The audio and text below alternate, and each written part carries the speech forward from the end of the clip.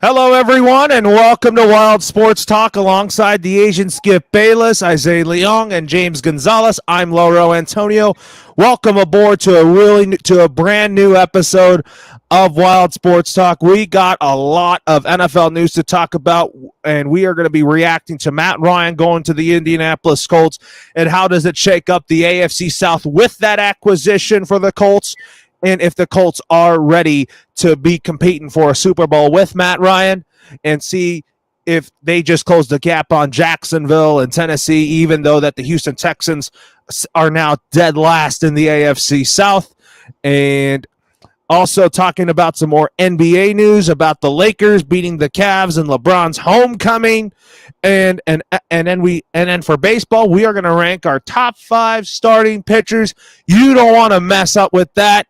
So anyways, folks, let's get to our first topic of the night. I hope everyone's doing great. And as you all know today, a great start to spring, as today is the first day of spring. And the Colts today, on the first day of spring, made a splash of a move to get Matt Ryan from the Atlanta Falcons on Monday morning in exchange for a third-round pick. My reaction to this trade is, I think that the Colts have finally solved their quarterback issues when it comes to them them having a quarterback in the long run. I think Matt Ryan kind of gives them stability in that position, even though he's 36. But I do think that, however, the Colts will eventually get a long-term answer quarterback in future drafts, which I'm very confident in. I think that Matt Ryan has a great defense for him to be to work with. And I think he's got a great offense to work with Jonathan Taylor, Michael Pittman. I just think that you just got to get another receiver and another tight end. I like Mo Alley-Cox, and he's also behind a really good offensive line for the Colts. So, Isaiah, what was your reaction to the Matt Ryan trade, and how does that move affect the AFC South when it comes to Tennessee, the Jags, and the Texans?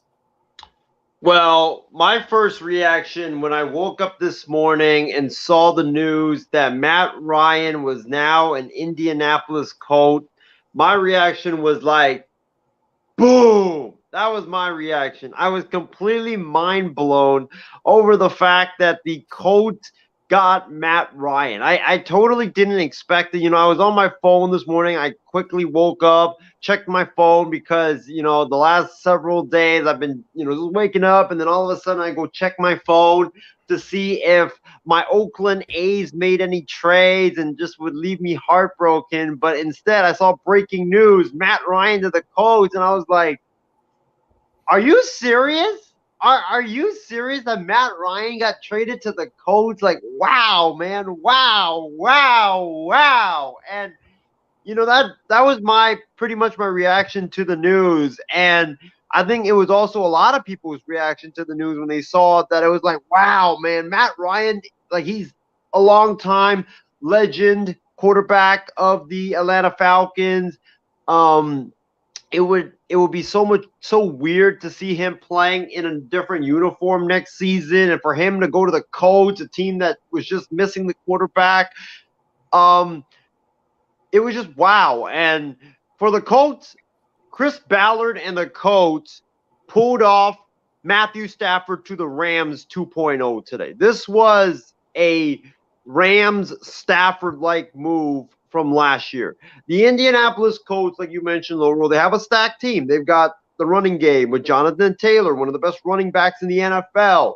And then they have a stout offensive line. Their wide receiving corps is loaded. You have Pittman, you have Campbell there. You have possibly bringing back T.Y. Hilton, which will help big time. Then the tight end. They have a young tight end in Mo Alley-Cox who is emerging into a stud. And you have him, and not to mention the defense is pretty good as well. With DeForest Buckner and Darius Leonard leading that defense. So Matt Ryan is walking into an extremely stacked team there in Indianapolis. Chris Ballard, let me applaud him right now because that dude has guts. That dude has something that most general managers in the NFL don't have, and that is the guts to go bold. And this is why I really wish that a lot more general managers and president of football operations guys in the NFL did more of this. And that is swing big. Who cares if you swing and miss? Like they always say in baseball, never go down swing, or they say go down swinging. That's what the term is. Go down swinging. And that's what Chris Ballard is. He just swings. He swings for the fences. And that's what I like about Chris Ballard. Sometimes you're going to land a home run. Sometimes you're going to strike out, but at least you go for it. And that's why I love Chris Ballard so much, his aggressiveness as a general manager. And now he got his guy. He got the guy that is going to end that quarterback carousel there in Indianapolis. And the guy that is going to be the final piece of the puzzle for the Indianapolis Colts. I love this trade so much for Matt Ryan. I love this trade so much for the Colts. And I love this trade so much for Frank Reich, because now his offensive acumen is going to be on full display for everybody with a top-notch quarterback in Matt Ryan. And also for Matt Ryan, he's getting out of Atlanta. He's going to get out of losing and have a chance to win a Super Bowl now for the next 3 to 4 years. And as far as how does this shake up the AFC South, you guys all know I picked the Jags to win the AFC South. And I went in with that pick because I thought, okay, Indianapolis, their quarterback is going to be Carson Wentz or Sam Ehlinger. Houston's going to be Davis Mills. Tennessee is Ryan Tannehill. I've never believed in Ryan Tannehill. Trevor Lawrence is far and above the best quarterback in that division. And that's what I thought of before this move. And I'll say this. The Colts getting Matt Ryan closed the gap in the AFC South. I still think it's going to be, for me, I'm sticking with my pick. I'm not going to just say something and then back off of it, like a couple weeks later. I'm sticking with my pick.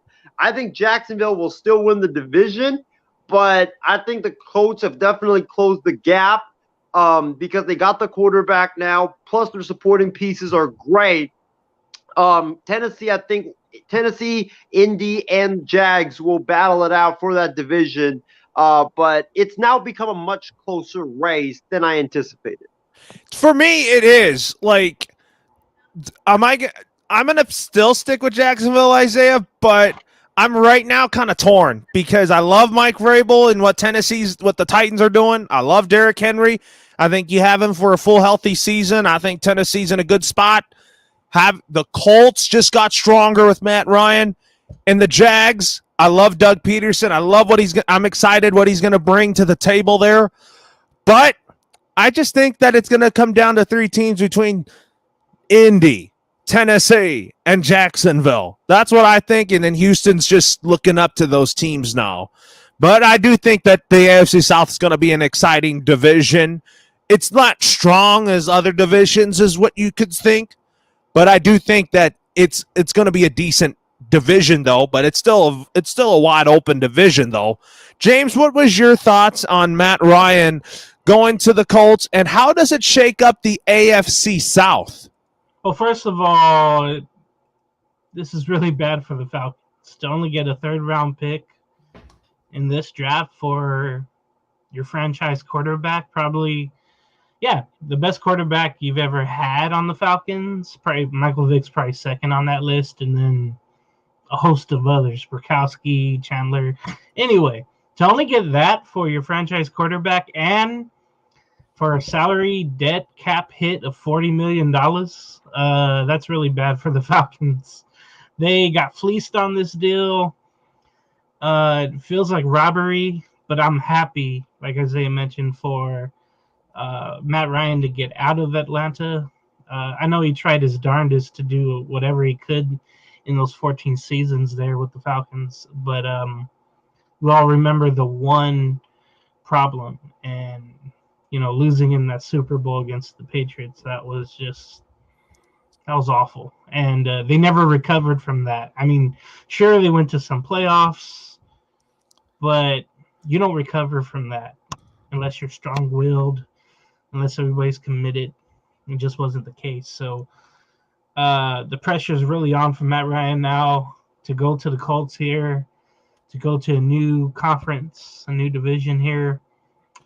But I'm really excited for him. I'm excited that he has the offensive line now. He can go back behind and make some things happen. He can always air it out. You always see him on the fantasy stats, and he's always near the top. And I love that fact that he could do that anywhere. So I'm really excited for the receivers that are going to be with him.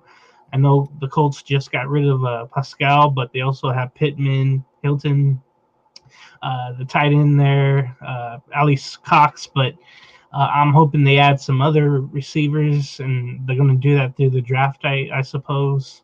The defense is really good there with the Colts. They just made a trade for Nagawe. So I'm very happy for Matt Ryan. And depending on what the Titans do, I know they got Robert Woods. They brought back some defense, but they just need to play better when it comes down to late game situations in Tennessee. This, for me, I got to see the draft and all that, but it puts the Colts over the Titans in the AFC South for me. But it's going to be a neck and neck division like always, though. And it's going to be more exciting now with Matt Ryan. So I can't wait for that. I can't wait for the Colts season to start. This puts them in the wild card race, definitely, and in the South race like it was last year. The important position, of course, is quarterback, and they just got much better going from Wentz to Ryan. And, I feel stupid because there's so many other quarterbacks named to go to Indy, and none of them really were Matt Ryan. Everybody thought, he's just going to end his career in Atlanta and not have another chance. I always thought he should have gone to Pittsburgh or New England and try to have one more chance at a ring or at least a playoff appearance. So I'm wrong again on the quarterback carousel, but I am definitely happy for Matt Ryan today. Yeah, I think that he's going to be great in Indy, and then we're going to talk about what's next for the Atlanta Falcons later on this program here. And one of the questions that Matt Ryan's going to be facing now that he's taken over as the starting quarterback for the Indianapolis Colts is how much pressure is now on Matt Ryan's shoulders to win a Super Bowl that he has a stacked team to work with. I think he's pressured to win a Super Bowl now than later. I think that, if you look at the Rams and with Stafford winning a Super Bowl, Matt Ryan is in a similar position to when Matthew Stafford joined the Rams last season. I mean, the Colts have given away a lot of first-round picks to Philly, and I also think that the Colts, with the roster that they have no excuses to not win the AFC South. It's got to be the Colts, in my opinion, even though I'm torn between Tennessee and Jacksonville, because as much as I like Trevor Lawrence and all that, I just think that since Matt Ryan came to the Colts, it's got to be the Colts that wins the AFC South. I do expect Tennessee and Jacksonville to have winning records, but the Colts need to win now. Like, Isaiah, do you think that Matt Ryan is pressured to win now, based on what I was saying? Of course, 1,000%.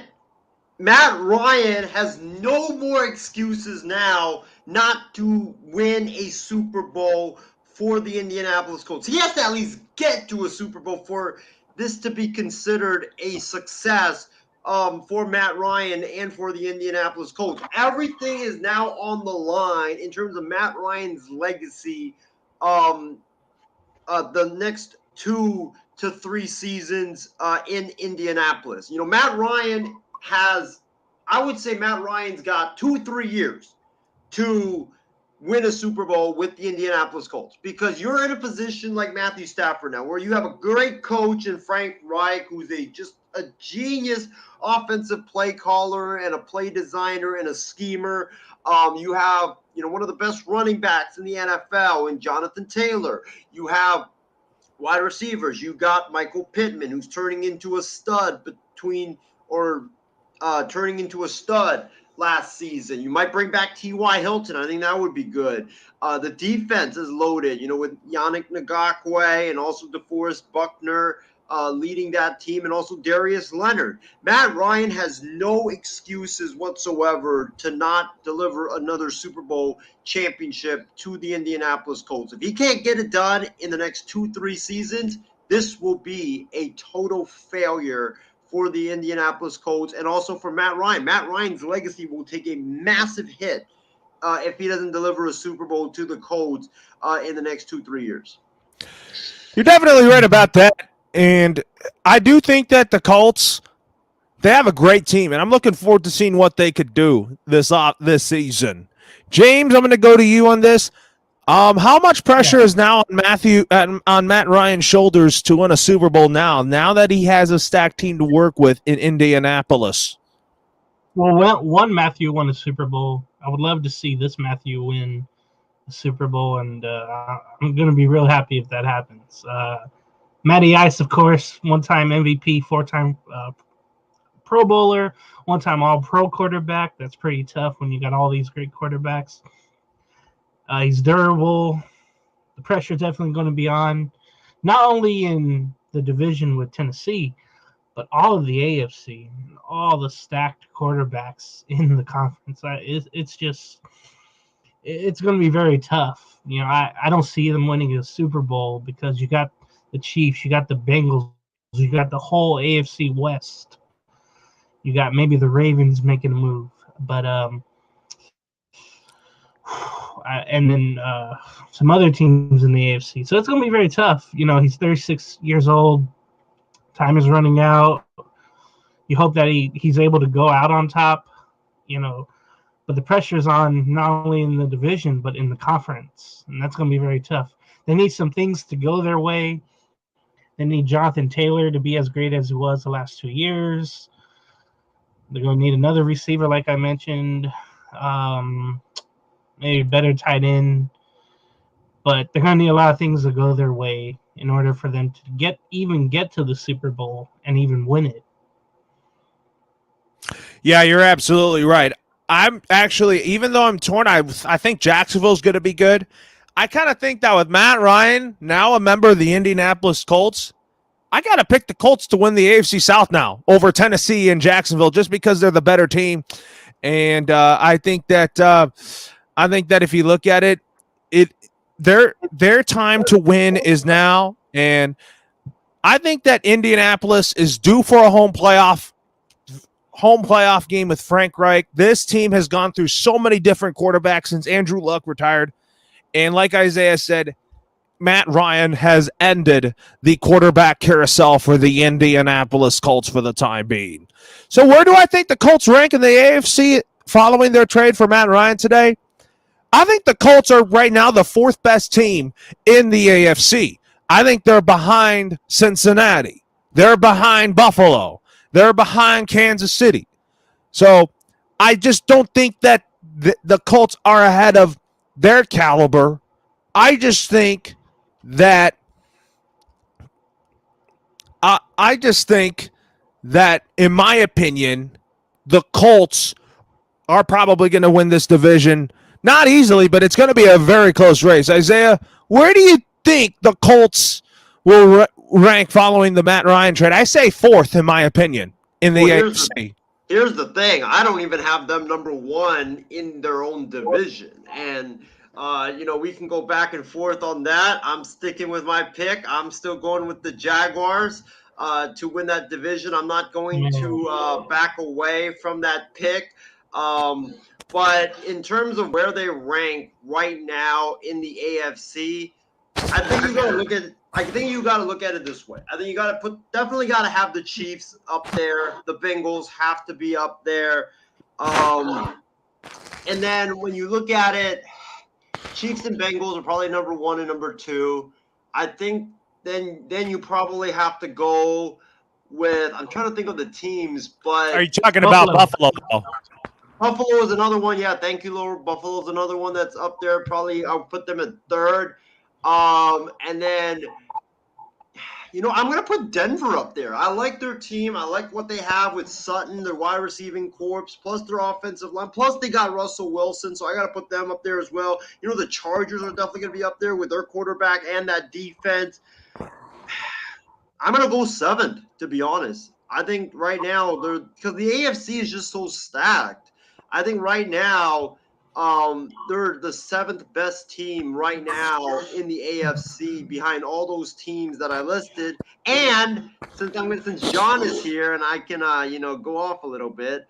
No, you won't. I promise. And the Jacksonville Jaguars. I'm putting Jacksonville ahead of them right now. You need to be drug tested immediately and fired from your job because you have failed a drug test.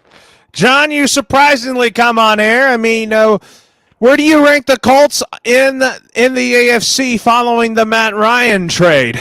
First of all, it's going to be disappointing, just like the Philip Rivers trade. Like, I don't understand. Like, all Matt Ryan is like comparing if you compare Kirk Cousins and Matt Ryan, it's like comparing an iPhone 11 to an iPhone 12. Pretty much the same thing. Very basic. Doesn't do anything revolutionary. Doesn't change the game of sports. Doesn't change the game of smartphones. And you're gonna have the same display result. Matt Ryan, I think, is I mean, you could say the team or not. Pretty much the same thing. But Matt Ryan is gonna have a similar result to what Philip Rivers had with the Colts in 2020. So I don't see how you yet again get an old veteran quarterback who's past his prime. Really, he just stat past like Kirk Cousins, but I don't really see him doing anything. 6th, 7th best team, truly at best. I mean, guarantee. I think this year the Colts running game is going to be a little bit better than Tennessee, just because I don't know if it's just rumors, but I guarantee you, not everybody in Tennessee is confident in Ryan Tannehill as their starting quarterback. Because when the chips are down, he looks worse than Sam. He looks as good as Sam Darnold was with the Carolina Panthers after they started off 3-0. So, no, I don't think the Jaguars are winning. You've got to be absolutely insane and smoking something to think the Jaguars are going to win it, because there's literally no evidence in any way, shape, or form. But I mean, good for the Colts. It's stupid for Atlanta because you're literally paying him to play in his new city, along with you sign another quarterback who I'm not really the biggest fan of, but Colts is going to be the same thing as Philip Rivers. You're not really going to get anywhere. You're not going to win a Super Bowl, but yes, the pressure is there. And how much pressure is now on Matt Ryan's shoulders to win a Super Bowl, John? He needs to be pooping Twinkies every game, because the thing is now, if it wasn't for that 2017 Super Bowl, I don't think there would be as much. There would still be a lot of pressure, but not as much pressure. Because the same thing happened, like with Seattle. Why don't you run the football on that play instead of trying to throw it? And it could end up costing you a Super Bowl.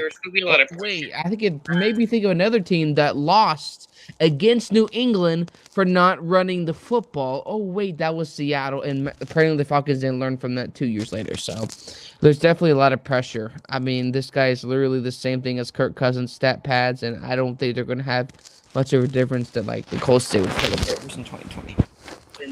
Let me go to James next on this. Where do you think the Colts rank in the AFC following the Matt Ryan trade? Same thing as Kirk Cousins, stat pads, and I don't think they're going to have much of a difference. Like I mentioned, man, the AFC. Let me go to James next on this. Where do you think the Colts rank in the AFC Matt Ryan trade? Same thing as Kirk Cousins, stat pads. Yeah, I got to put them 4 or 5, or 6 even. Depends how those better teams do. So I'm really I'm interested to see what other moves are made through the draft for other teams that have their picks. If not, then I got to put them 4 or 5 right now, just based on paper. The game's played on the field, so it's gonna be fun though. Yeah, it's gonna be. I think it's gonna be the Colts, like you said. And Casey, welcome to the show here for a second night in a row. I mean, we had you yesterday on the night shift, and where do you rank the Colts in the AFC following the Matt Ryan trade, and how much pressure is on Matt Ryan right now? I mean, we had you yesterday on the night shift, and Where do you rank the Colts in the AFC following the Matt Ryan trade, and how much pressure is on Matt Ryan right now? Well, I think there'll be a lot of pressure. Yesterday on the night shift, and we're dealing with technical difficulties here. So, anyways, Casey will be on whenever he deals with that.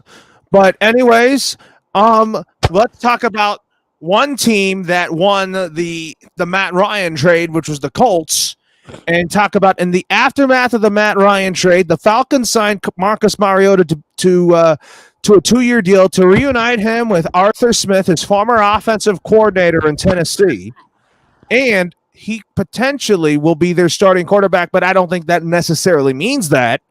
I think that the Falcons now, I think they're going to draft a quarterback. I think that should be Matt Corral, and I think Matt Corral will end up being the starting quarterback for the Falcons over Mariota, even though his contract's not long enough, but I do think that Mariota will be featured in some like gadget plays. I think the Falcons could use him. We'll probably most likely use Mariota in like wildcat plays and kind of like the Taysom Hill kind of playbook that I think that the Falcons will use with Matt Ryan, with Marcus Mariota, because I think that Arthur Smith is a very creative play caller. And I do think that I think that Arthur Smith's going to get it now that Matt Ryan is gone. He's going to get a quarterback of his own. He's going to get his own guy, and I think it's going to be a rookie quarterback. That's what's next for the Falcons at quarterback. Isaiah, what's your thoughts on Mariota being a Falcon? And I think that it doesn't mean that Mariota will be a starter. My thoughts on it was like, really? You're going to sign him to be your stopgap bridge quarterback? We've seen what he can do. He's not really that good of a passer. His running abilities, unfortunately, is kind of gone now because of that broken leg injury. So there's really nothing that Marcus Mariota can do that well now in the NFL. Yes, I know it's a reunion with him and Arthur Smith, but I think there's better quarterbacks out there that you could have gotten, especially if you're going to try to get a backup caliber quarterback to be your starting quarterback just for this one season. Because let's face it, guys, they're not going to win this year. The Falcons are entering full-blown tank mode. I think they're targeting next season or next draft to get a quarterback because, you got those guys like C.J. Stroud. You have Bryce Young that could be available in the draft. Keaton Slovis, JT Daniels that also could be available as well. So next year's crop is, I think, much, much more stronger than this year's. And if I'm the Falcons, I would smartly just tank and wait until next year because you could get your hands on a Stroud. You could get your hands on a Bryce Young from Alabama, and I think you would be extremely solid. So the Falcons are going into full-blown tank mode. I don't understand right now why you're going to get Mariota. I think you could have signed, a better bridge guy that could help you with your tanking efforts, but this is what it is. The Falcons are tanking. And what about you, James? What's next for the Falcons at quarterback and your overall reaction to Marcus Mariota being a member of the Atlanta Falcons? That doesn't matter. The Falcons basically had to pick up the scraps. They were in the running for Deshaun Watson. That didn't work out. There were other quarterbacks out there, but now they're just left with Mariota. And I know they picked number 8 in the draft, and I don't know what everybody else thinks, but I think they should go with a quarterback. They should just try it out with Malik Willis out of Liberty. I really think he'll fit in well in that city. They had someone, Michael Vick, like that before. And, he might not be ready for the spotlight at first, but you have Mariota there this year, and you hope that Willis can just come in the following years and do well for him and create something they've really never had since Vic was a running quarterback. I mean, Matt Ryan ran when he had to, but if Willis is there, if he lasts to the 8th pick, I would consider the Falcons going after him. Also in the draft, building their defense, I think that would be key. Since Ridley will be gone and Julio Jones has been gone, they need to get some playmakers at receiver. I know they have Kyle Pitts, but they also need to address they need a lot, actually. It seems like the Jets now have flown over the Falcons, trying to, on the team rankings chart, it just seems that way. The Falcons, like Isaiah mentioned, it seems like they're on tank mode, and again, they have Mariota, but I think they should go with Malik Willis in the draft.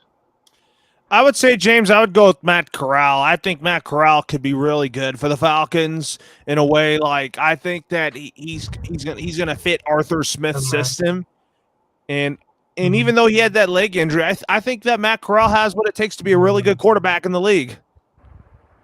Yeah, that leg injury, he's gonna go down to like 3rd round or 4th round. So, nah. I'm gonna go to you, John, on this. What's your takeaways on what's your thoughts on Mariota being a Atlanta Falcon, and what is your thoughts on what's next for the Falcons at quarterback? I have them drafting a quarterback this year just because I think that it's time to find Matt Ryan's successor right away. Well, it's about time. I mean, after 2 or 3 years after that Super Bowl, they should have done it already. I mean, the fact is, first of all, no, Laura, they're not going to draft a guy with a leg injury because that's a huge concern. And especially a guy with a huge injury, no team is going to take a guy that high because, most likely risk over reward. And the thing is, quarterbacks get better faster. There's more therapy now. So if he's going to a team like Atlanta, let's think about what happens with Kyle Pitts in a couple years. Let's look at what happens with their other draft picks. You look at what happened with Tampa Bay.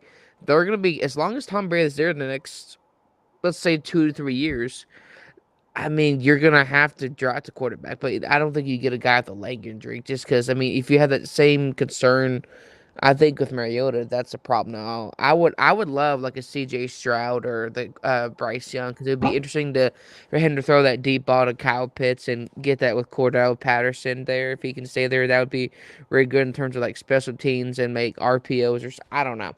But this really means nothing. Mariota's career has taken off a cliff so quickly. I remember his rookie year where they were debating on they took to like June or July to sign his rookie contract just because they've had such issues at the quarterback position. He had one good year. He nearly threw an interception to himself, and they had a playoff win in 2017. So just like you all said, he's just a bridge quarterback. He's not going to be a starting quarterback anymore. Just like we had the issue with that starting quarterback in the draft is that leg injury. And I think with what Panthers are doing, they have to win now. So if they don't win, they get a new head coach. They're rebuilding. You go to the Falcons. They're going to be massive monkey diarrhea for the next 4 to 5 plus years. Saints, they re-signed Winston, so either he's your guy, let's say he works out. Tampa Bay got Tom Brady back again 40 days later. Then you're really kind of screwed in terms of trying to do anything in the next couple of years. Absolutely, John. You mean you hit it right on there. But anyways, now with that being said here, the Saints filled their quarterback void by inking Jameis Winston to a 2-year deal worth $28 million. I mean, that if you look at it here, I think that Jameis Winston has another opportunity to redeem himself, which I think he will. I mean, he was having a really good comeback season until the injury. I believe in second chances, and I do think that Jameis Winston can get it done. But is he the guy for the Saints long term? I don't think so. I do think that he's kind of a stopgap kind of guy, bridge gap. And then I think he's only the starting quarterback this season. And I think by next season, the Saints will have a new quarterback because this next year's draft class of rookie quarterbacks is going to be really good. And I'm looking forward to next year's rookie class.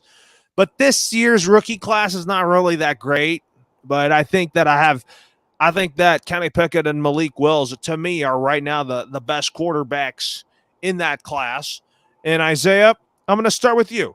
What's your thoughts on Jameis Winston being a Saint again? My reaction to it was, damn it, man, why? This was the place where Jimmy Garoppolo was supposed to go. Now Jimmy G has basically nowhere to go unless Carolina decides, oh, we're gonna take him on and have him quarterback. So John Lynch and Kyle Shanahan overplayed their hands, and now they wanted a first-round pick. I believe they had an offer for 2 second-round picks. John Lynch wanted more, and now that most likely you're going to have to release him. So this was a massive, epic fail by the 49ers and their front office and their coaching staff. But going to the Saints, I'm happy for Jameis. I liked watching Jameis play before the injury. I thought he actually improved as a quarterback before the injury. It was unfortunate that he got hurt, but he gets another opportunity to prove himself. And unfortunately, I don't think he's going to be the franchise quarterback for the Saints. I think they're going to draft one, but he fills the gap until they get that quarterback in, whether it's Pickett or whether it's Wills or whether it's a late round pick like a Brock Purdy, who knows. He fills in the gap nicely, and he can help mentor and develop whoever they draft as a rookie quarterback, and that rookie doesn't have to play right away. Yeah, you're absolutely right. I mean, talk about learning from getting a rookie to kind of learn behind Jameis. That's a good move, I think, for the Saints, but I do expect him to start week 1. James, what is your thoughts on Jameis Winston coming back to the Saints on a 2-year deal? It don't really matter. Saints really are in shambles right now. Michael Thomas, I don't think he wants to be there, honestly. They got to figure that situation out. Then you have Alvin Kamara's situation where he might be suspended. Probably 8 or more games. So there goes your 2 best playmakers. And just left with who you have. And that doesn't seem to be successful whatsoever. Jameis probably going to struggle. The Saints are going to struggle. I think their high point is on defense, honestly. It's good for Jameis Winston, has some stability being there with the Saints for another 2 years or however long it may be. I'm just hoping he goes off and he does well. But right now it looks like on the Saints he's not throwing to some great players, average players right now. He might struggle with the Saints, but I hope he keeps his confidence up. I hope that he comes back from his injury well and he shows a little something. He's one of those bad luck guys that continue to go into bad situations. And the Saints seem like a bad situation right now. It seems like all these quarterbacks we've been talking about, they're just either in bad situations or like Matt Ryan get out of one. But it shows that, if you don't have a great quarterback and great talent around him, you're nothing. What about you, John? What was your thoughts on Jameis Winston coming back to the Saints?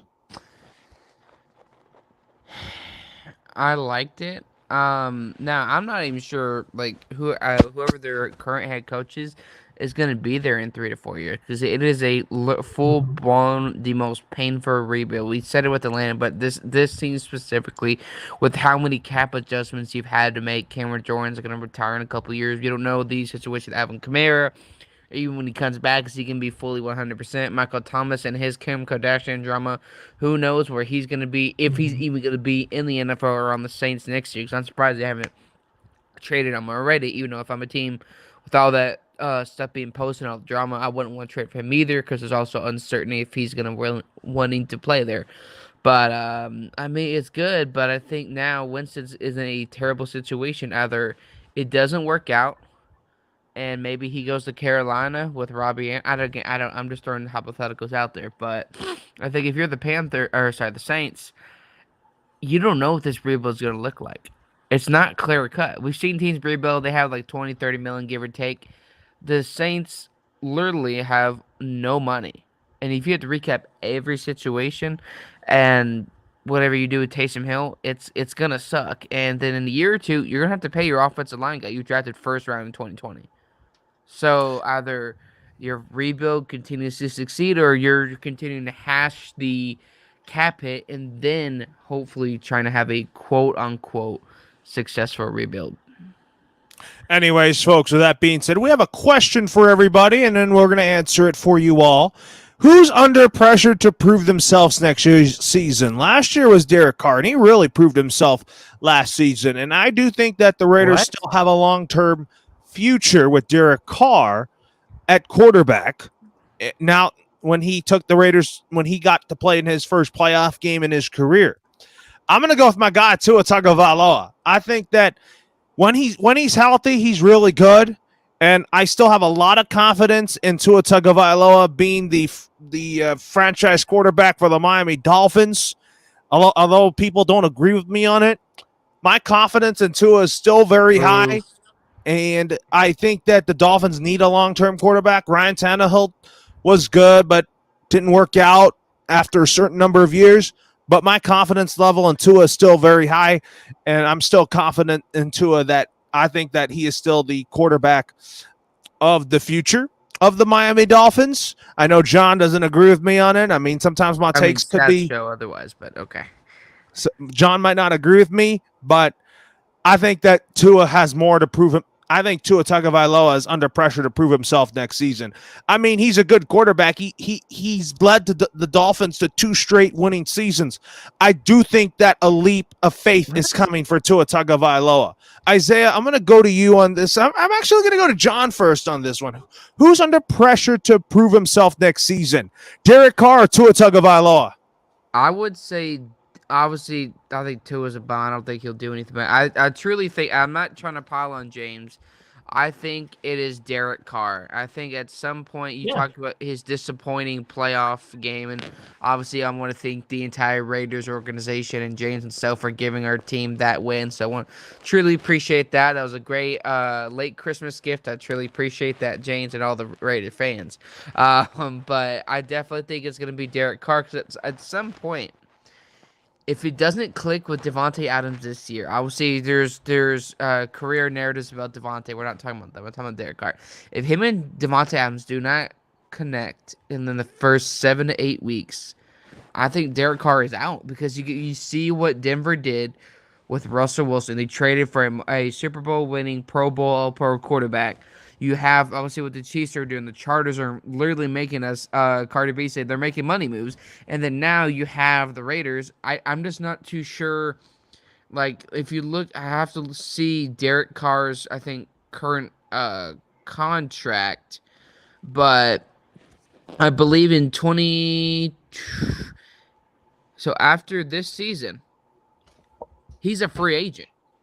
Mm-hmm. So he's going to have to prove either they're going to flip the bill and pay him fat contract, because we know the market for running backs and quarterbacks is beyond the roof. But it's going to be for Derek Carr, because at least with Tua, you still have a year or two in his rookie contract, regardless of what I think. But Derek Carr, is he going to play in Vegas next year? I think that's going to be a huge question throughout this next season. What about you, James? I'm going to go next on you in this one. Who's under pressure to prove himself next season, Derek Carr or Tua Tagovailoa? You know my pick is my guy, Tua. Yeah, no, but more pressure we're talking about. And that has to be the quarterback going into his 9th year. That's Derek Carr. First of all, in a better position than the Dolphins could be in with getting Davante Adams. But more pressure is on Carr, because it seems like the fan base of the Raiders is always divided on him. Even when he does well, there's still some talk on him where, okay, he's not probably the guy going forward. It's 50-50. There's sometimes where he could be great, and then sometimes where the stats really don't matter, but the wins do, of course, with Derek Carr.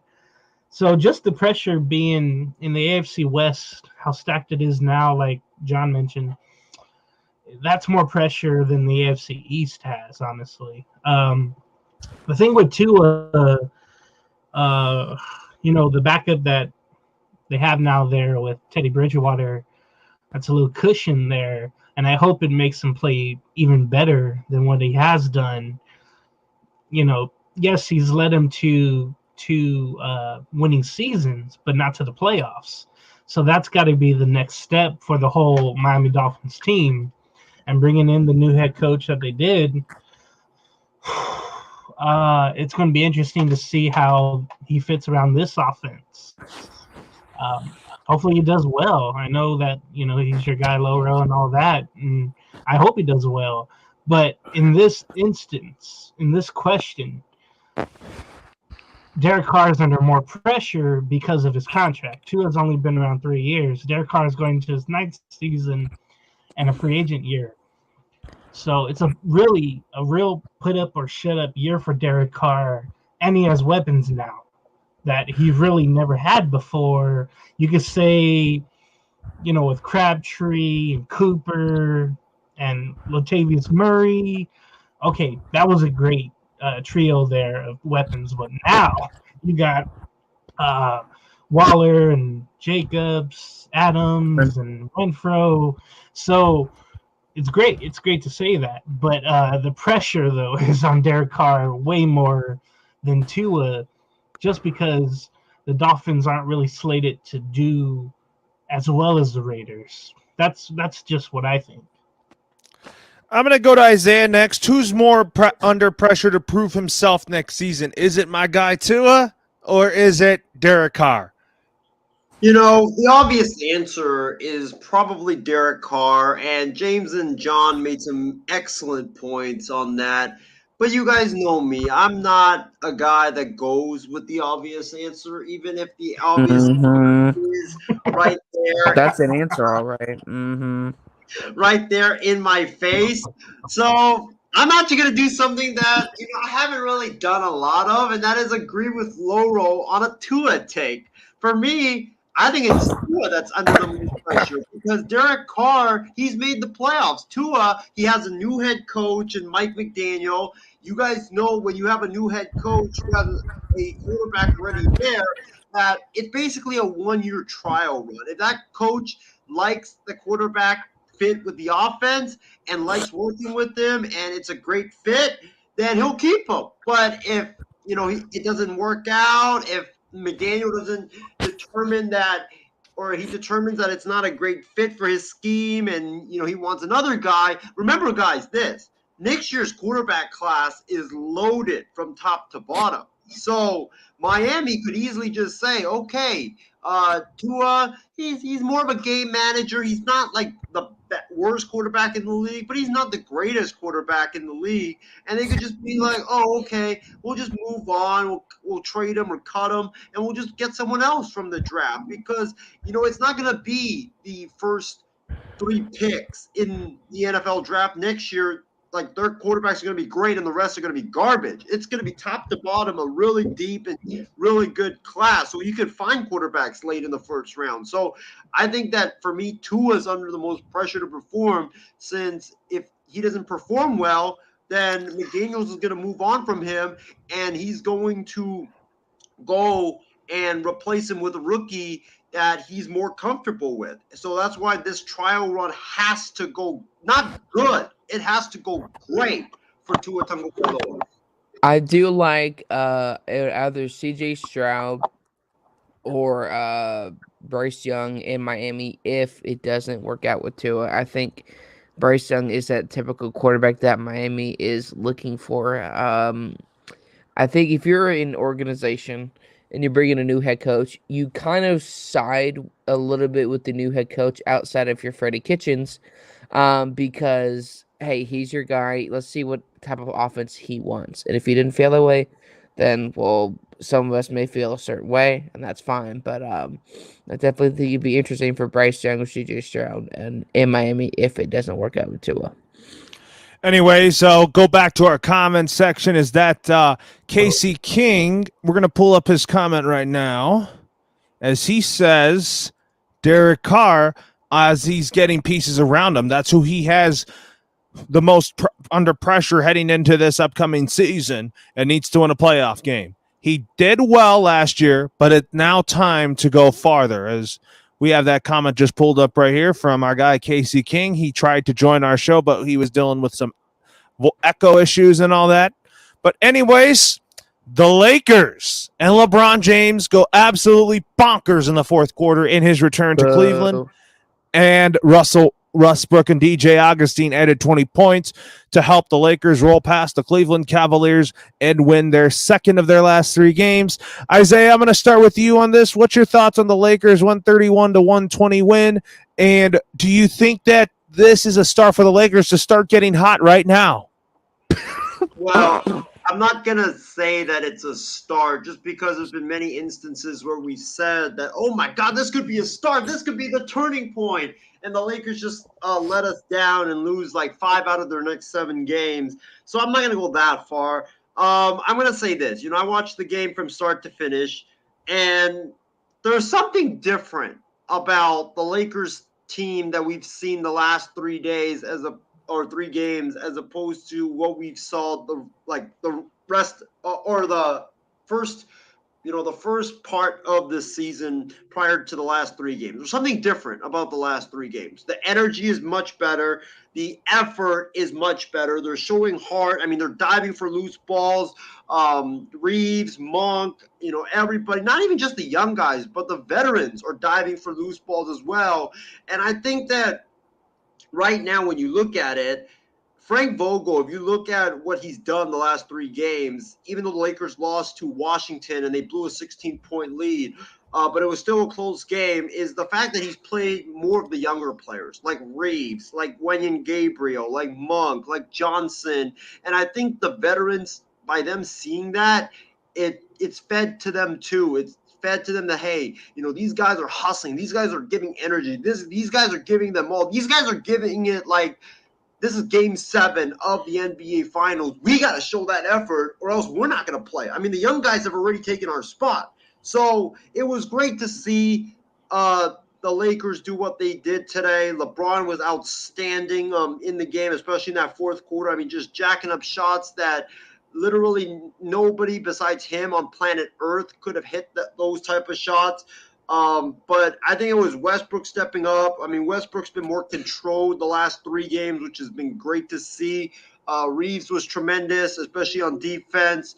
And also, how about DJ Augustine, man? I mean, this dude, everybody was like, this dude is washed. This dude should be out of the league. He comes in. He looks like Steph Curry out there. I mean, he goes like 6 of 6 from 3-point land, and you're like, who is this guy? Like, why can't this dude do this on a consistent basis? But, man, those young guys are stepping up. And Vogel should have done this early in the year, and that is bench the veterans, bench your Dwight Howards, bench your Arizas, bench your Ellingtons, bench your Bazemores of the world, and play the young guys because they're the ones that's giving energy. They're the ones that's giving effort. They're the ones that's giving the heart, and now you're seeing the result. You've won 2 out of 3. I know it's, oh, my God, it's not time to say the Lakers are back just yet, but it's a great start. It's a great start.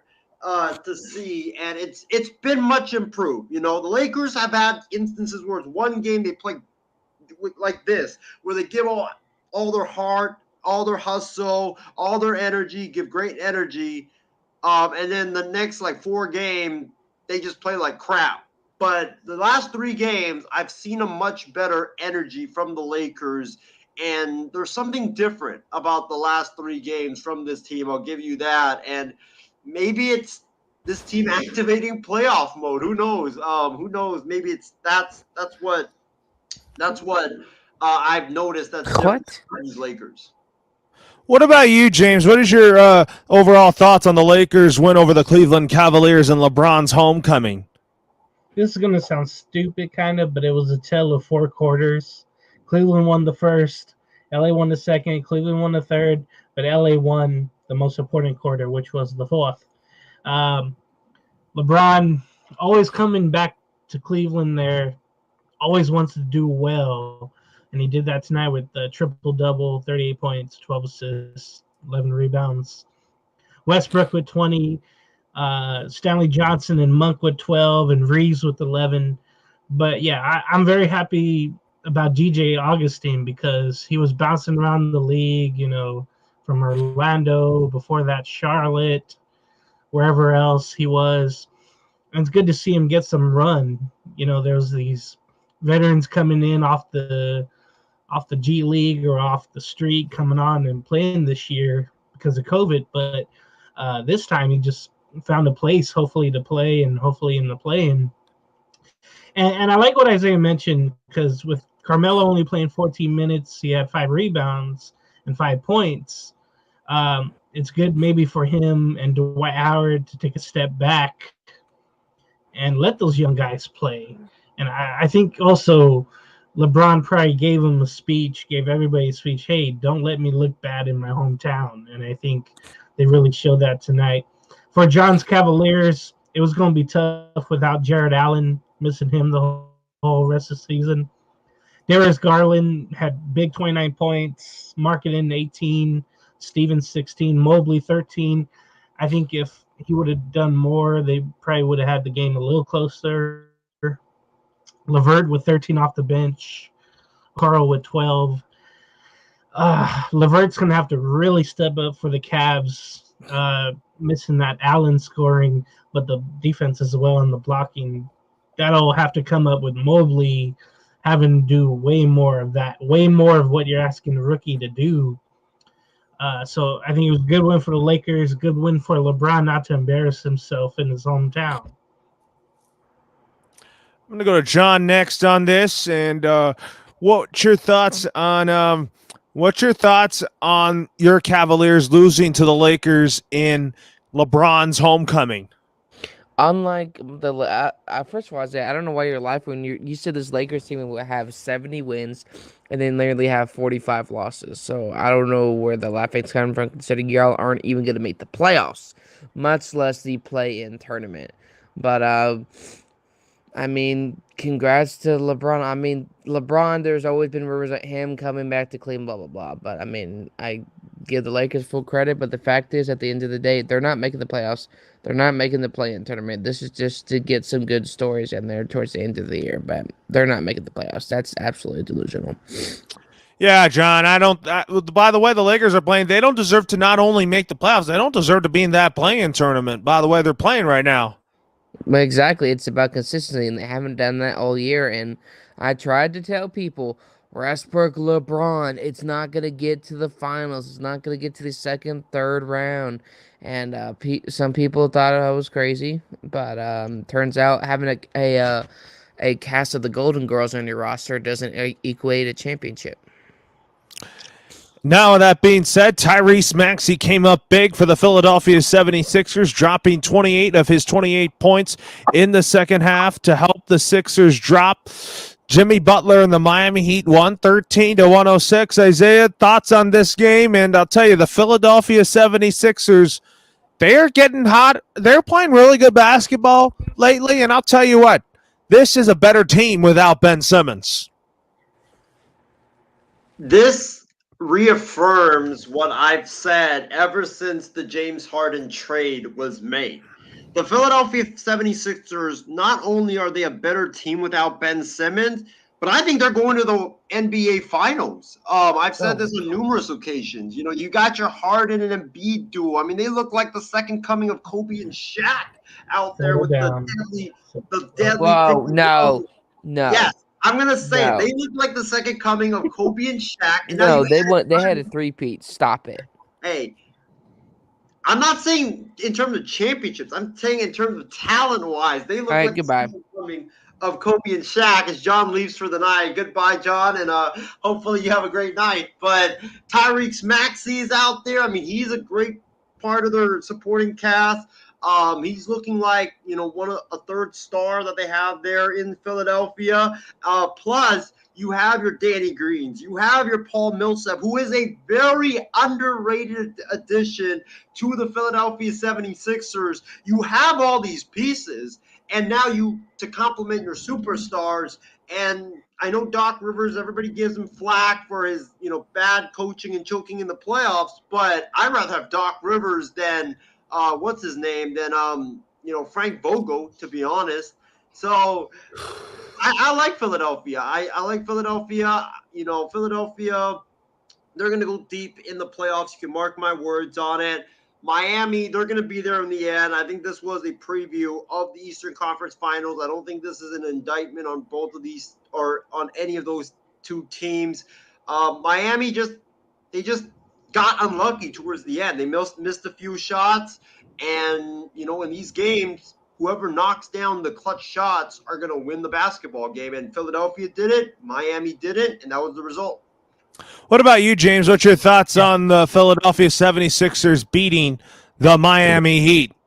To beat Miami without Harden and Embiid, that's just amazing. I was surprised. I saw this game, Maxey, like he did before, and we did a show after. He had a crazy fourth quarter. He's done this before, so he's got some clutch genes in him. Niang had 15, Harris with 14, Shake Milton with 20, Koromaz with 18. They have an abundance of three-point shooters, even with trading Seth Curry. They still have some great shooters, just the ball has to go in. And what I kind of liked about the game today, without Harden, without Embiid, the ball kind of moved around more. It wasn't so much of an ISO game until Maxey needed to. This is more about Miami losing this game. I know Jimmy Butler at 27, Lowry coming back home at 20, Bama Adebayo with 22, Martin 14, Hero with 10. I think PJ Tucker only having 2 points didn't help. Robinson only having 2 threes with 6 points. But when you have Hero only scoring 10 and he's supposed to be your sixth man, that's kind of a letdown, especially when you lose to a team that doesn't have their best 2 players. That's a real letdown for Miami. And I love this matchup. I hope this is a playoff matchup. I know, everybody wants to see the Bucks or whomever else, but I think if these two met up like in the second round, it would be awesome. So, but kudos to Philly's other guys that don't get mentioned, other from Harden and Embiid, to win without those two guys over the Eastern Conference powerhouse. That was awesome by the Sixers tonight. Now that being said here, Luka Doncic and the Mavs edge out Karl Anthony Towns and the Wolves in an extremely close back and forth affair by 110 to 108. James, I think that the Mavs and the T-Wolves, they're both teams that people shouldn't even sleep on come playoff time. We'll see when we get there. I still think they're too young, but the talent is there for both. And then they both have, I don't know about leadership on Dallas, but they have that on Minnesota. Yeah, I saw this game as well. Great back and forth matchup, even though the Timberwolves kind of fell off at the end there. They tried to come back, but the Mavericks came up clutch at the end. Towns only had 22, but he had some crazy slam dunks tonight. Edwards, 19, Russell with 18. And then, what guy I'm really happy for is Taurean Prince. He's trying to find his way in the NBA, and he had 17 tonight, and I think he found a home in Minnesota. If you recall, he's the guy at the press conference at the March Madness. He was playing with Baylor, saying, what's a rebound? And he gave a good definition to a reporter who's trying to be a smart aleck. With the Mavericks, with Doncic only scoring 15, Dwight Powell inside was cleaning up the glass, and he had 22. Finney Smith with 18. Reggie Bullock had a great night outside with the three-pointers. He had 18 points. Dinwiddie with 20. Brunson with 15. So it's really good. Even though Kleber didn't score much 3 points, it shows how deep Dallas can be. And like you mentioned with the playoff time, it's good to have a deep squad there. Minnesota maybe not as deep, not as experienced, but if you're looking right now at a potential, great playoff team of these two, I would have to say Dallas, because not only do you have Luka, But you can see, even though he had an off night, off night is a double-double, 15 and 10. He usually averages, 24, 25 a game. But the other guy stepped up. Finney Smith had 15. So I really like what Dallas did, but they were able just to hang on by 2 tonight over Minnesota. Anyways, I'm going to go to Isaiah Leung here. And what's your thoughts on Luka and the Mavs edging out Karl Anthony Towns and the Wolves in an extremely close back and forth affair, 110 to 108?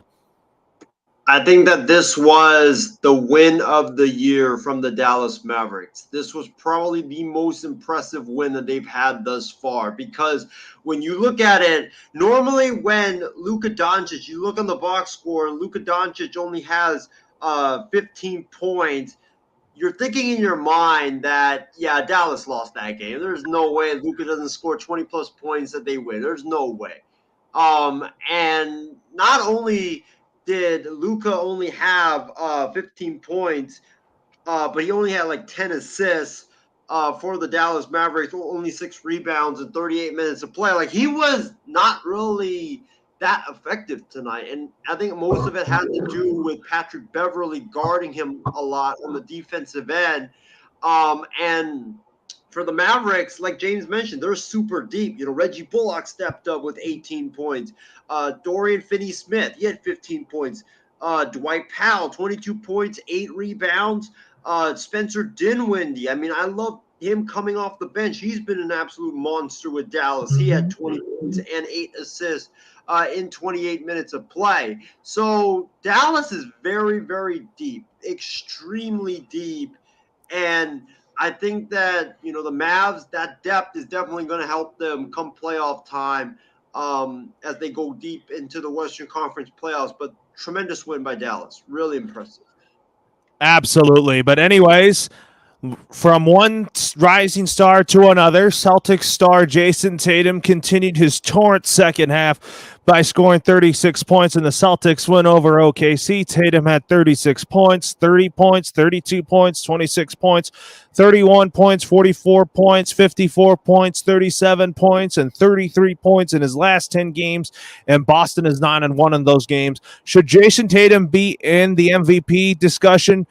Given his play from late December and all the way now, absolutely. He's got to be in the top 3 in the MVP discussion, Isaiah.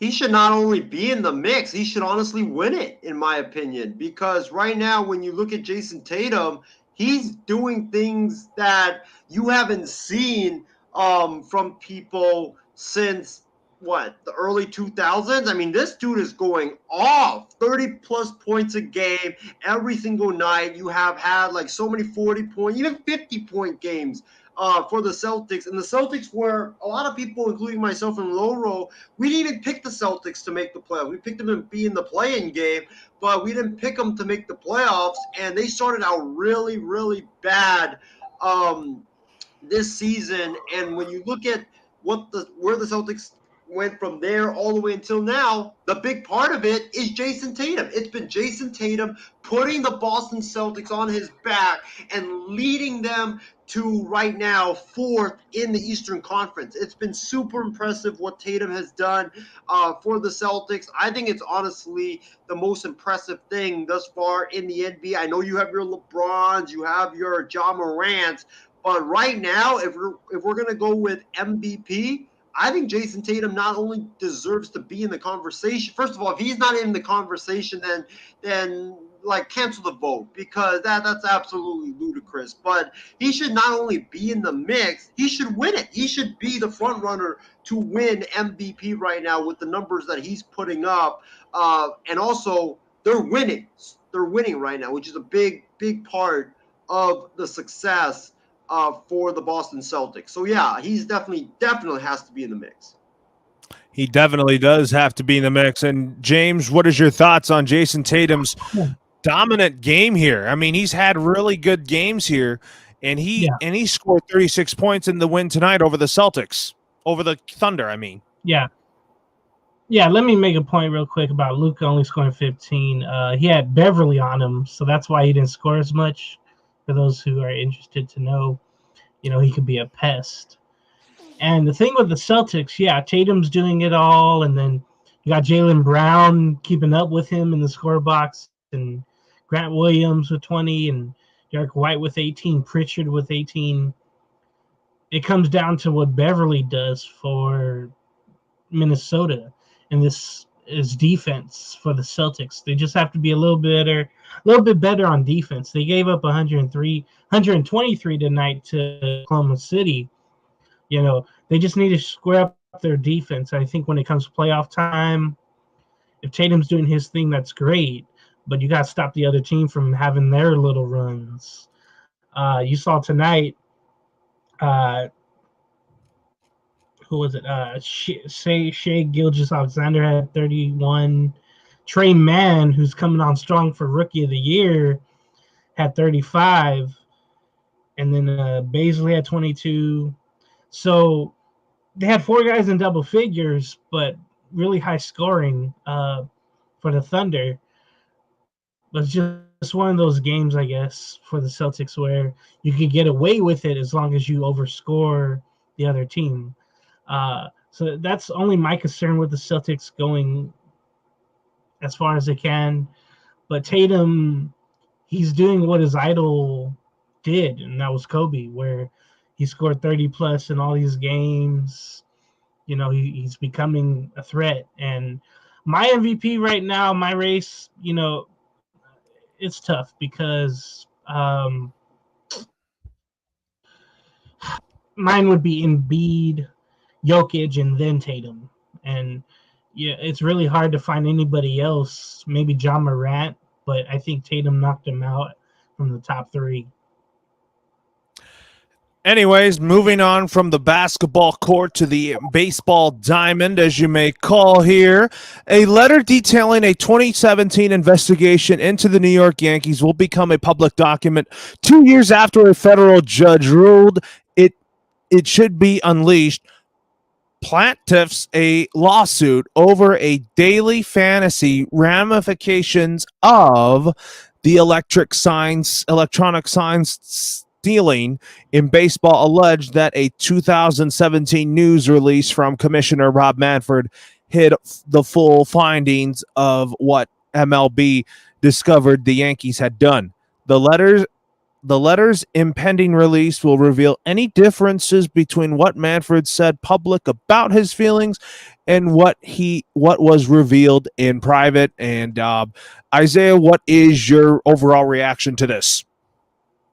My overall reaction to this is that if you thought that we had a lot of chaos in baseball the last couple of months, the last couple of weeks, the last year or two, buckle up, because this could potentially be chaos of epic proportions that we haven't seen across baseball. And this could potentially impact not only just the Yankees, but it could impact several other organizations as well, given that this was written, 2017, right? 2017, before the whole Astros thing. So here's the thing. Rob Manfred should be scared because, he could potentially lose his commissioner gig if what's in this secret letter is different than what he's spoken about in public, and what they found was even worse than what was being reported.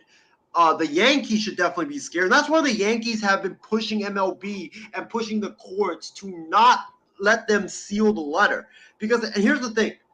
If you're not guilty of anything, and if there's something that you're not hiding, then why do you not want the people to see that letter? What's so secretive about that letter that you don't want them to see? So that means that there could be way more stuff, way worse stuff about the Yankees cheating that we never knew about in this letter, so the Yankees could be screwed. And also, who was the manager of the New York Yankees in 2017? Joe Girardi. Yep. If there's anything against Joe Girardi in this letter, Joe Girardi could be suspended, like Alex Cora, like AJ Hinch, like all the other guys that was implicated in this scandal, and he could lose his job.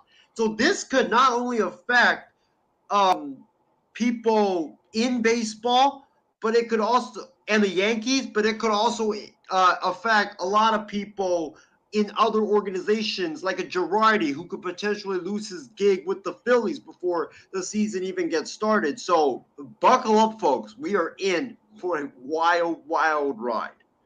I don't think Joe Girardi's going to lose his job by any means, Isaiah. I mean, here we go again with all the sign stealing stuff. The Astros have been mainly accused of this, and now the Yankees are going to be accused of this as well. Maybe, because here's the thing, and I've been asking people this. The Yankees were pushing so hard for this letter never to be open. Why is that?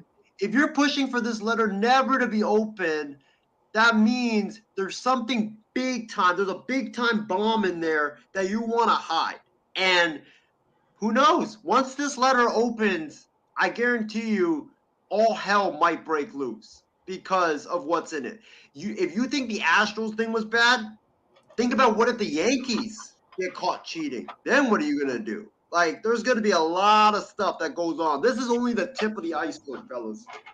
Oh my gosh, this is definitely something to be talked about with your friends and family about this.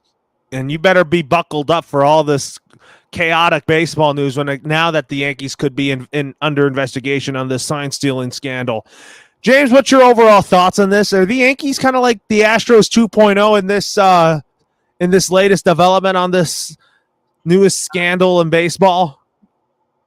It seems like the MLB can't get out of its own way. We had like a good, 2 weeks of labor peace and spring training games and everything was hunky-dory, and now, boom, this might be a potential for just an awful time for MLB.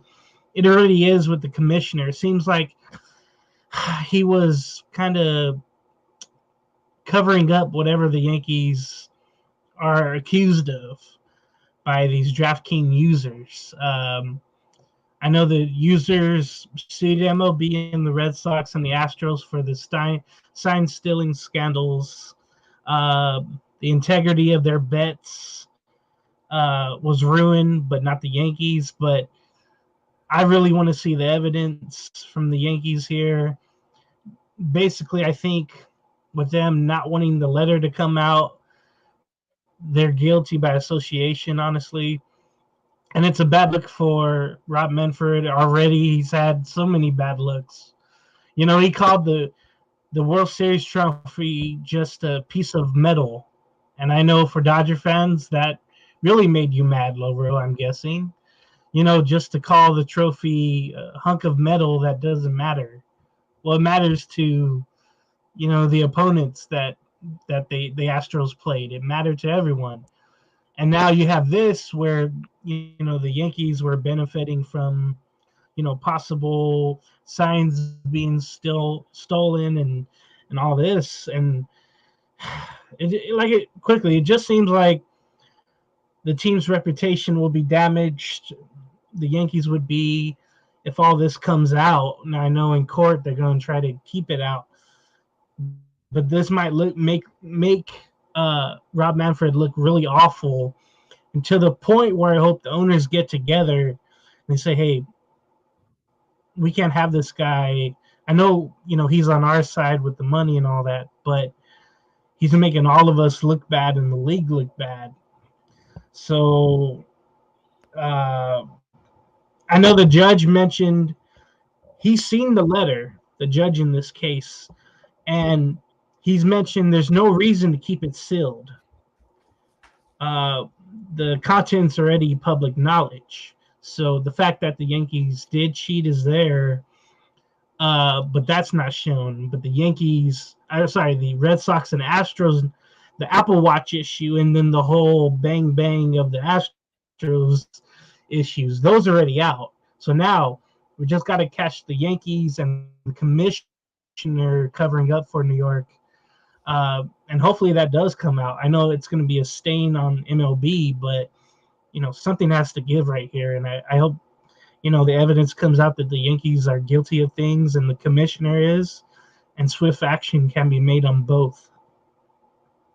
Anyways, with that being said here, folks, now from that, and now let's rank our top 5 starting pitchers. I'm going to go first with my list. It's right in front of me.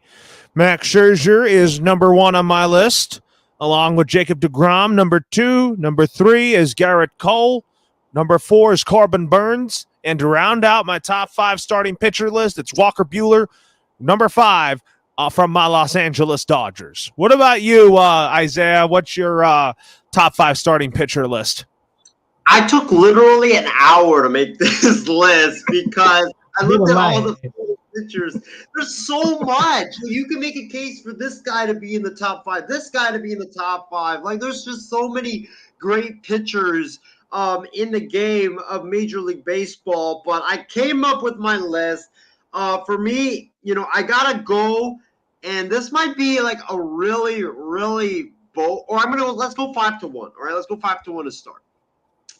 For me, I'm going to go Jacob deGrom, number 5, and here's why. He's got the talent of one of the best starting pitchers in the game, but can he stay healthy? That's the big question. And like they always say, your best ability is your availability, and deGrom just hasn't been able to stay healthy. It's like every season you can count on him to miss a portion of the season because he's hurt. So I got to put him as number 5 on my list.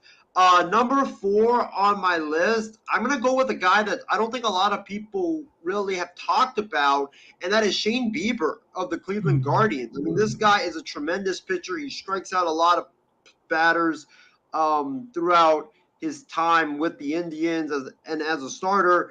Number 3 on the list, I know he doesn't use sticky tack anymore, but I got to still give it to him. That's Garrett Cole. I am worried a bit, though, because after sticky tack, he was not so good. But he does have velocity. He's got the nasty pitches.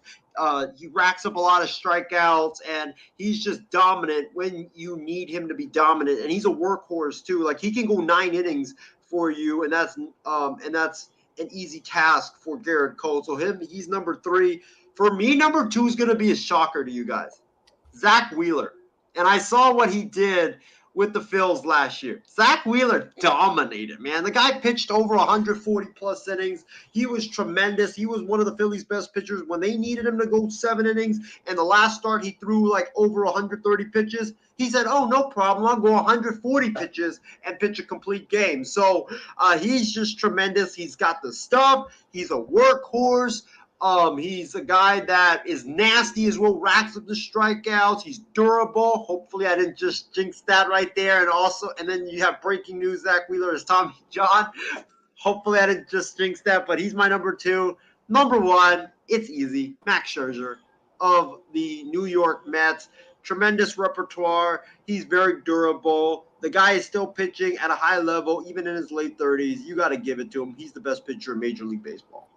What about you, James? What is your top 5 starting pitcher list? It's very tough. I didn't take an hour on it. I just Googled stuff and put it together. There was a couple of guys I left off, and I'm kind of regretting it, honestly, because Robbie Ray, he's really underrated. And now with him going in my division, I'm not looking forward to that. Zach Wheeler, it seems like Aaron Nola gets the notoriety in Philadelphia, so Zach Wheeler's kind of left off people's list, but I like that Isaiah had him in there. You can add other folks in there too, Shane Bieber, but Brandon Woodruff as well. But I do have a Brewer in there. But number 5, I guess Jacob deGrom, just because of injuries. Just like Isaiah mentioned, I really love his stuff. And he was a gamer. He got hurt after July 7th. He wasn't back. So he's got the elbow trouble. But even without the sticky stuff, he was doing pretty well until he got hurt. He only pitched 92 innings last year. And I really wanted him to have a full season so we can see how great he will be. Number 4, I have Garrett Cole. I just felt like without that sticky stuff, he didn't do as well. And the real Garrett Cole came out. And it's unfortunate for him, but there's other reasons I don't like him as well. But Number 3, Corbin Burns, I think, for me, in Milwaukee. He's becoming that ace for them along with Woodruff. He's a really good pitcher, and they got something for the future there in Milwaukee. He's got ace stuff. He's going to be great. Number 2 is Walker Buehler. I mean, this dude, he's young. He's got movement on the fastball. He's got everything you need. And I cringe for the other teams that have to face him. And he's a really great pitcher, and he's still young. He's taken over that ace spot for LA from Clayton Kershaw. Hopefully you learned a little stuff from Clayton Kershaw, but you got somebody there for years that's going to be up. My number 1 is Max Scherzer, just like Isaiah. He's an absolute gamer, even at his age, but he got paid like he's an ace, like he's the number 1 pitcher with New York. I just hope the Mets don't screw him up. The dude's an absolute gamer. Hates leaving games and outings. I really love Max Scherzer, and I just wish the Angels had him, but he's Mad Max. He's awesome. He's everything you want a pitcher to be. He's old school, and I hope he thrives in Queens. Oh, I think he's going to thrive in Queens. You're absolutely right about that. But, folks, it's a great show. I mean, it's time for some final thoughts.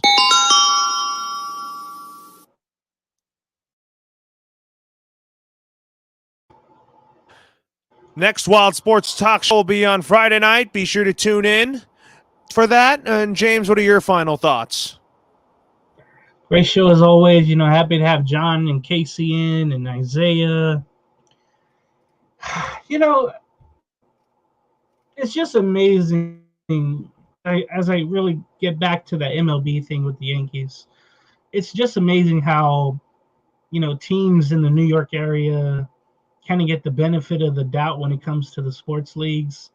And it's just terrible to see that continue unless this evidence comes out for the Yankees. And I hope it does, because it shows favoritism, and I hate that when certain teams get the benefit of the doubt on calls and on games. I just want more fairness, honestly, and I want other people to thrive for once. I think the world is going like that, where we're seeing downtrodden people, finally get their due. And I really want MLB to improve what they're doing, mainly fire Rob Manfred for once and for all, but we'll see what happens. But like I mentioned earlier, it just seems like MLB can have a couple of good weeks, and then some bombshell's going to happen in the news, really destroying the game. Absolutely. Anyways, for James Gonzalez, Isaiah Leong, John Alcorn, Loro signing off for now. Have a great rest of your night, everyone, and we'll talk to you again Friday for a new episode of Wild Sports Talk.